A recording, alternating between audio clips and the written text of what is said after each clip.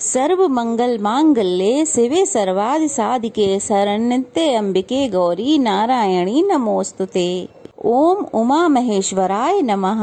आप सब जानते हैं कि सावन का महीना भगवान शिव को समर्पित होता है और जिस प्रकार से सावन सोमवार को भगवान शिव की पूजा की जाती है, ठीक उसी प्रकार से सावन महीने में पड़ने वाले मंगलवार को मंगला गौरी का व्रत रखा जाता है और इस व्रत में महागौरा की पूजा की जाती है। माँ गौरा की पूजा का विशेष महत्व है।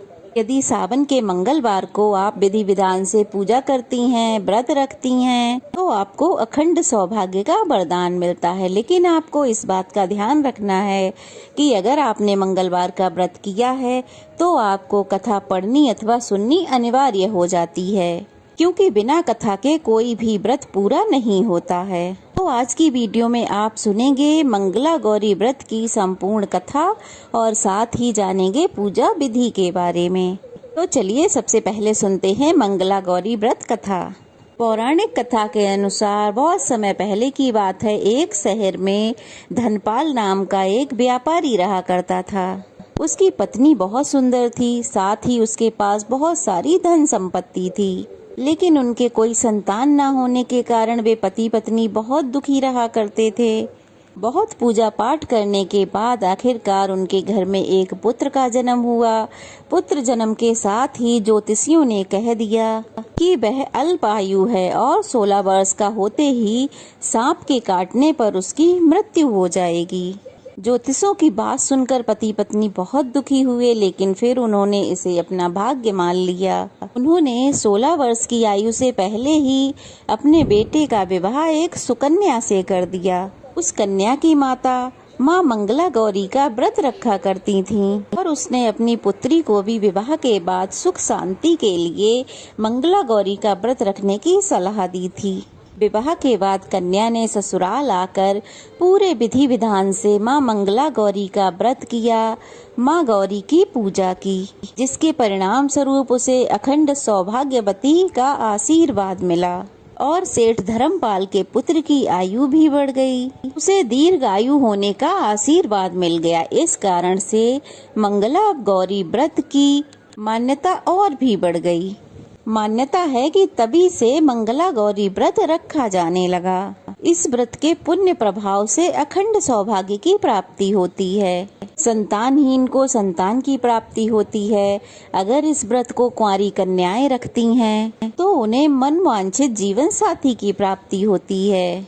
जो भी महिला उपवास नहीं कर सकती तो वो केवल इस दिन पूजा तो कर ही सकती है। इस कथा को सुनने के बाद विवाहित महिलाएं अपनी सास को 16 लड्डू देती हैं। इसके बाद वे इसी प्रसाद को ब्राह्मण को भी देती हैं। इस विधि के बाद व्रती महिला 16 बाती वाले दिए से माँ गौरी की आरती उतारती हैं। व्रत के दूसरे दिन यानी कि बुधवार को माँ गौरी की प्रतिमा को नदी या पोखर में विसर्जित कर दिया जाता है। व्रत वाले दिन मिट्टी से आपको माँ की प्रतिमा बनानी चाहिए, जिसको अगले दिन विसर्जन कर दिया जाता है। अंत में हाथ जोड़कर अपने सभी अपराधों के लिए, भूल चूक के लिए माँ गौरी से क्षमा याचना करनी चाहिए। इस व्रत को परिवार की खुशी के लिए लगातार 5 वर्षों तक किया जाता है। इसलिए शास्त्रों के अनुसार, नियमों के अनुसार अगर कोई इस व्रत को करता है तो उसके वैवाहिक जीवन में खुशी आती है, पुत्र पौत्र आदि का सुख प्राप्त होता है और जीवन में सभी सुख सुविधाएं पूरी होती हैं और कोई भी बाधा मुसीबत नहीं आती है। अब जानिए कि किस प्रकार से व्रत रखना चाहिए, कैसे संकल्प लेना चाहिए और कौन कौन सी बातों का इस दिन ध्यान रखना चाहिए। तो सावन महीने में मंगलवार के दिन आपको सुबह ब्रह्म मुहूर्त में उठकर स्नान आदि से निर्वृत होकर साफ सुथरे धुले हुए वस्त्र धारण करने चाहिए। इसके बाद माँ गौरी की यानी कि माँ पार्वती की तस्वीर, चित्र या प्रतिमा ले लें। अगर ये कुछ नहीं है तो आप मिट्टी से माँ की एक प्रतिमा बना लें। अगर आप किसी तस्वीर या फोटो की पूजा कर रहे हैं तो उनका विसर्जन आप ना करें, उन्हीं की हर मंगलवार को पूजा करनी चाहिए। फिर आपको व्रत रखने का संकल्प इस प्रकार लेना चाहिए। मंत्र संस्कृत में है, मम पुत्र पौत्रा सौभाग्य वृद्धे श्री मंगला गौरी प्रीत्यर्थम पंचवर्ष पर्यंतम मंगला गौरी व्रतम अहम करिष्ये, अर्थात मैं अपने पति पुत्र पौत्रों उनके सौभाग्य वृद्धि और मंगला गौरी की कृपा प्राप्त करने के लिए इस व्रत का संकल्प लेती हूँ। इस प्रकार संकल्प लेना है। उसके बाद एक चौकी पर सफेद या लाल रंग का वस्त्र बिछाकर उस प्रतिमा को स्थापित किया जाता है। फिर एक घी का दीपक जो कि आटे से बना होना चाहिए माँ के आगे जलाना चाहिए। दीपक इतना बड़ा होना चाहिए कि उसमें 16 बत्तियां लग सकें, क्योंकि आज के दिन 16 बत्तियों वाला ही दीपक जलाना चाहिए। फिर कुमकुम सिंदूर आदि माँ को अर्पित करें, लाल पुष्प माँ को अर्पित करें।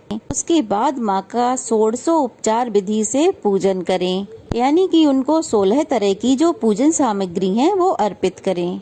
माँ की पूजा के बाद उन्हें जो 16 की संख्या में आपने सामग्री रखी है, जैसे आप 16 की संख्या में माला रख सकते हैं, 16 लौंग, 16 सुपारी, 16 इलायची, 16 फल, 16 पान, 16 लड्डू, या फिर जो सुहाग की सामग्री है वो 16 की संख्या में होनी चाहिए।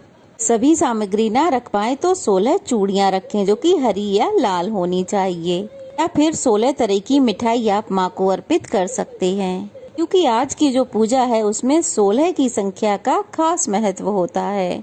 इसके अलावा 5 प्रकार के सूखे मेवे, 7 प्रकार के अनाज, इसमें गेहूं, उड़द, मूंग, चना, जौ, चावल, मसूर आदि हो वो आपको अर्पित करना चाहिए। मसूर का पूजन बहुत सी पूजाओं में नहीं किया जाता है, तो आप मसूर की जगह किसी अन्य अनाज का भी प्रयोग कर सकते हैं। पूजा के बाद माता की आरती उतारें। व्रत में माता की कथा जरूर पढ़ें अथवा सुनें। जब आप कथा पढ़ या सुन रहे हो तो आपके हाथ खाली नहीं होने चाहिए। हाथों में थोड़े से पुष्प या चावल जरूर रख लें और कथा समाप्त होने के बाद वह माँ के चरणों में अर्पित कर दें। सबसे अंत में आरती की जाती है, उसके बाद भोग लगाया जाता है। इस व्रत में एक समय अन्न ग्रहण करके पूरे दिन माता पार्वती की पूजा की जाती है। शिव प्रिया माँ गौरी यानी माँ पार्वती जी को प्रसन्न करने वाला यह सरल व्रत करने वालों को अखंड सुहाग प्राप्ति का, सौभाग्य प्राप्ति का आशीर्वाद मिलता है। आज के दिन आप पूजा करते समय ओम उमा महेश्वराभ्याय नमः का जाप करें, या फिर ह्रीं मंगले गौरी विवाह बाधाम नाशय स्वाहा, या फिर गण गौरी शंकरार्धांगी यथा तुम शंकर प्रिया माँ कुरु कल्याणी कांत कांताम सुर दुर्लभाम, या फिर ओम शिवाय नमः, ओम उमाय नमः, ओम पार्वते नमः, ओम जगत धात्रे नमः, ओम जगत प्रतिष्ठाय नमः, ओम शांति रूपेण नमः। इन मंत्रों में से किसी भी मंत्र का यथासंभव या फिर 108 बार जाप कर सकते हैं। आज के दिन व्रत में केवल मीठा फलाहार ही करना चाहिए, नमक का सेवन करने से बचना चाहिए। यह थी आज की वीडियो। अगर अच्छी लगी हो तो लाइक शेयर कीजिएगा, ज्यादा से ज्यादा कमेंट कीजिए, और अगर नए हैं तो प्लीज जल्दी से चैनल को सब्सक्राइब कर दीजिए और वीडियो को पूरा देखिए, बहुत सारा प्यार दीजिए। तो चलिए फिर मिलते हैं, तब तक के लिए जय महागौरी, जय मंगला गौरी। हम सब पर यूं ही अपनी कृपा बनाए रखें, सबका सुहाग हमेशा अमर रहे। जय माता दी।